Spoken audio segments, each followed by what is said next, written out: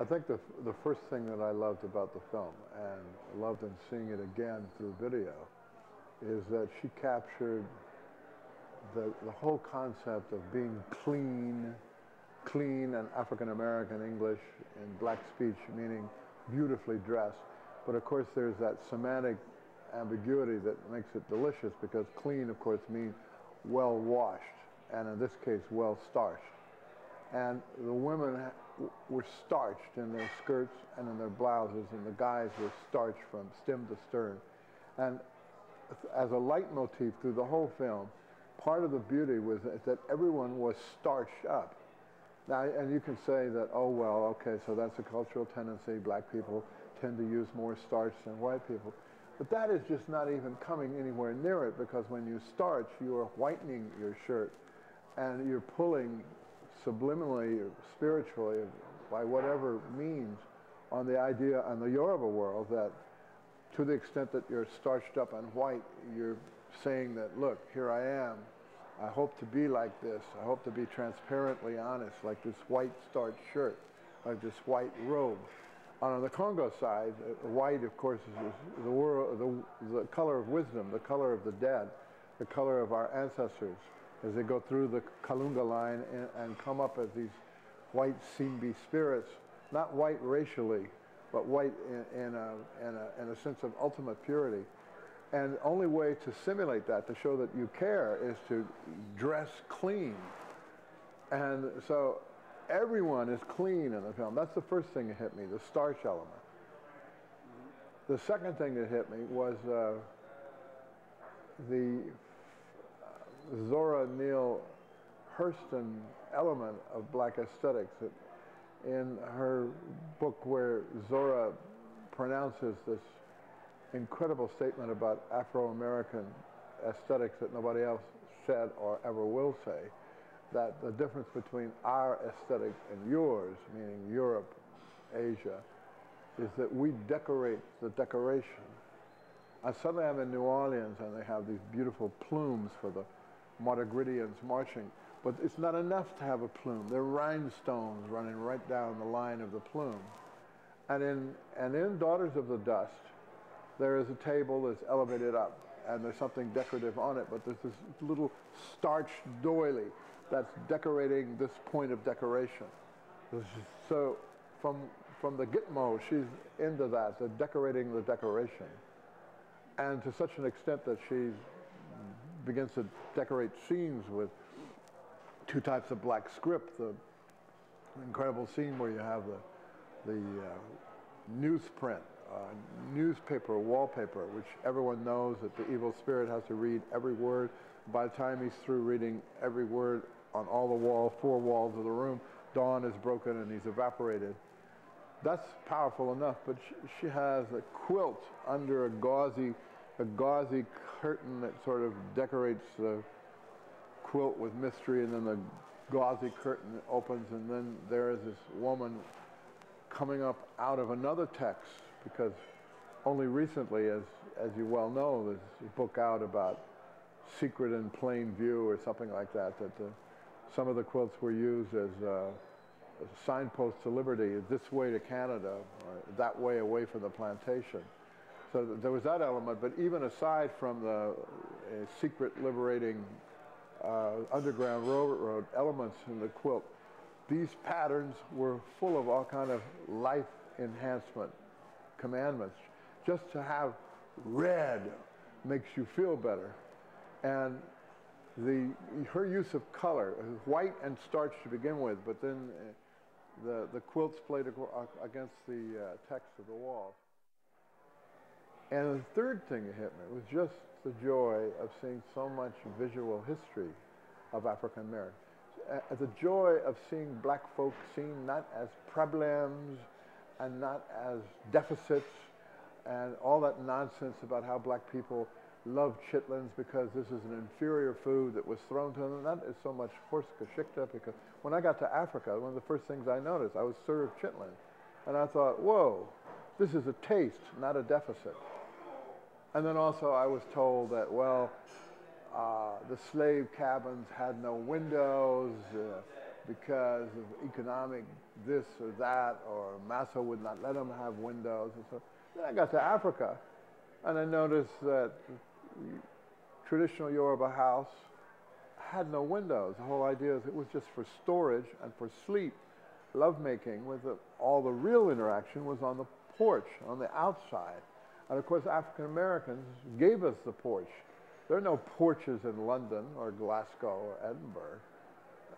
Together with the mint julep, which in my own private theory was a herbal potion meant to soften Masara's spirit, the mint julep, the porch, the arcade, all of that comes from Africa.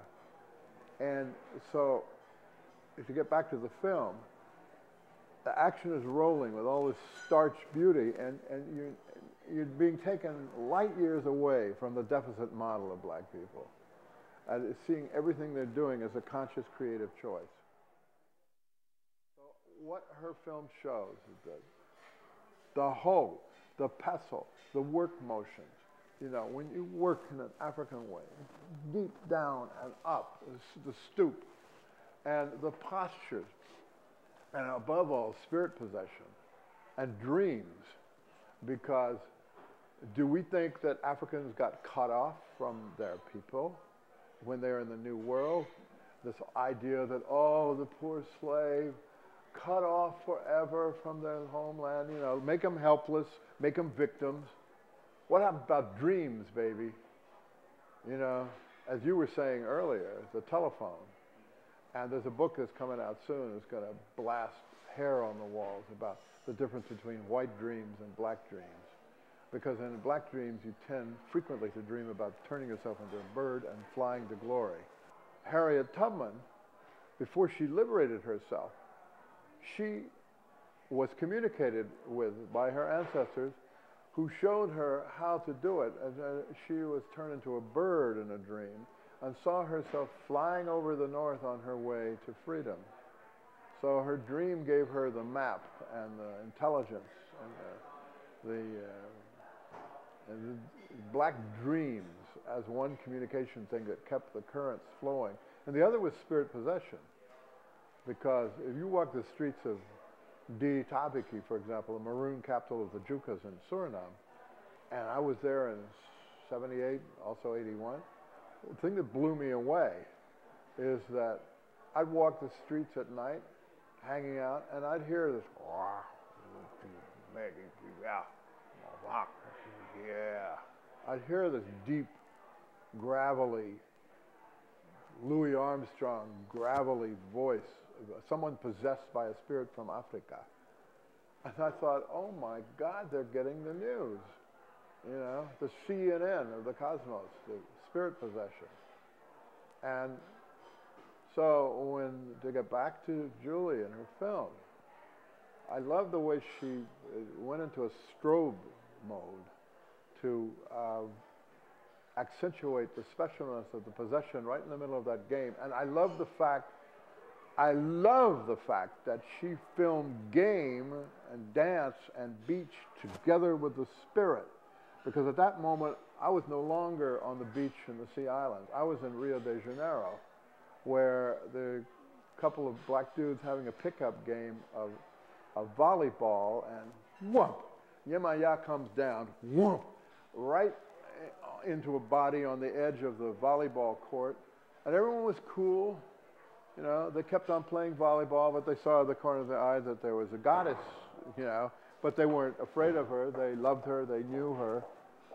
And that idea that spirit possession is not to be seen as something that you can only worship and experience in a deep, dark temple with candles burning, that it happened in noon sunlight, I'm sure, in Congo Square.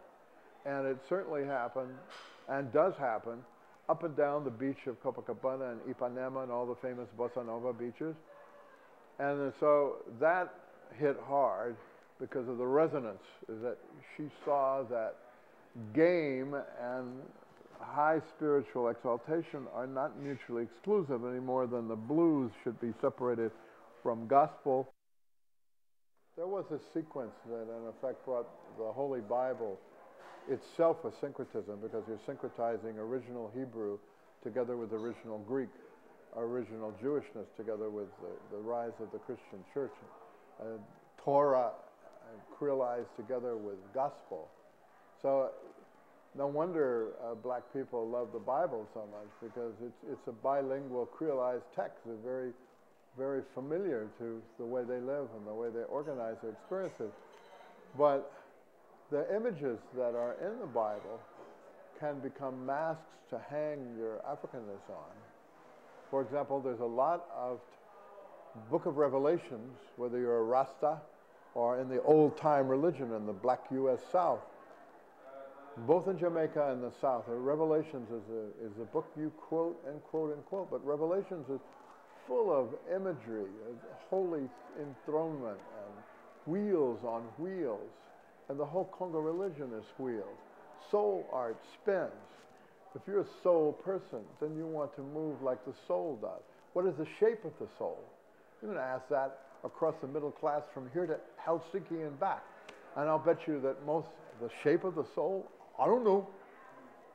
Mukongo or Palero. This is the shape of the soul. It's a circle. It's a miniature sun. And it moves in a circle, like everything's circling. The planet's circling, the universe is circling, the galaxy is circling. It's circle within circle within circle, and they divine right to the core of that. At any rate, you take Bible and mix it with an Nkisi, you are, in effect, doing what is lightly called syncretism. But syncretism, if you define it just as a mixture of one religion with another, is not witty enough, not black enough for me, because you don't just pick something and put it together. You're looking for codes. You're looking for puns. And in Haiti, it can be very witty. Like they'll have a chromolithograph of a guy in medieval armor. Now, what in